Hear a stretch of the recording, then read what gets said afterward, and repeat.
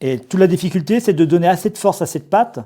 Alors, on va les façonner sur le tapis de feutre et on va venir les déposer sur un plateau avec... Alors, j'ai tout simplement pris un torchon que vous avez à la maison, je suis sûr. Et je vais tamiser, en mettre un peu de farine. Voilà. Nous, en boulangerie, on utilise évidemment des toiles professionnelles, mais comme on est dans un atelier, dans une cuisine, j'ai utilisé un torchon.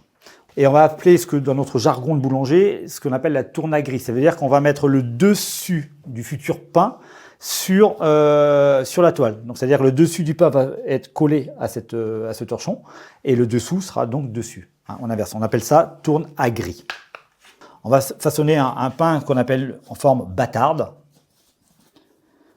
Voilà. Alors, ce que je fais souvent, on va ramener les deux côtés, gauche et droite comme ceci. Vous voyez, juste sans trop serrer la pâte. Je vais la retourner. Et toute la difficulté, c'est de donner assez de force à cette pâte sans écraser la pâte pour esquinter le futur alvéolage de notre mie. Voilà.